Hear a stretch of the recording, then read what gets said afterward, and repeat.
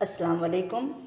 Scholarship 2021 में पूछा गया ये सवाल है कि 7/9, 5/9, 2/9 और 8/9 इन कसरों को चढ़ती तरतीब में लिखने पर पहले और तीसरे कसरों की जमा कितनी होगी।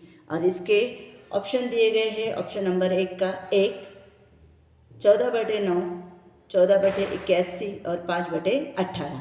तो चलिए इसको अब हम हल करते हैं। इन कसरों को यहाँ पर मैंने लिख लिया है 7/9, 5/9, 2/9 और 8/9।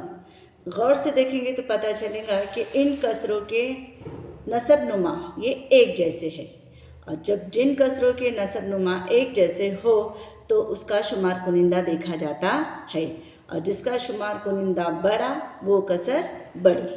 लेकिन हमें यहाँ पर क्या पूछा गया है कि इन कसरों को चढ़ती तरतीब में लिखना है। चढ़ती तरतीब में नहीं, असेंडिंग ऑर्डर में लिखना है। तो इसको लिखते वक्त हमें छोटी कसर से शुरुआत करनी होगी। तो अब यहाँ पर हम देखेंगे, सबसे पहले छोटी कसर कौन सी आएंगी, 2/9। उसके बाद में आएंगी 5/9, उसके बाद में आएंगी 7/9 और फिर 8/9। इन कसरों को हमने चढ़ती तरतीब में लिख दिया है। अब आगे वो कहता है कि चढ़ती तरतीब में लिखने पर पहले और तीसरे कसरों की जमा।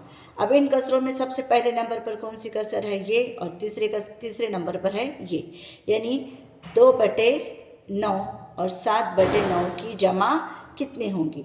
अब इन दोनों की हम जमा करेंगे तो 2 + 7/9, 7 और 2 9, बटे में 9, 9/9 आ रहा है। लेकिन हमारे ऑप्शन में 9/9 कहीं भी नहीं है।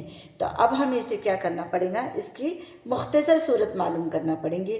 और इसकी मुख्तसर सूरत 9 × 9, 9 × 9, ये दोनों भी कट जाएंगे तो 1/1 जवाब आएगा। और 1/1 का मतलब होता है 1। 1/1 का मतलब होता है 1। ऑप्शन नंबर 1 इसका बिल्कुल सही जवाब है। अस्सलाम वालेकुम।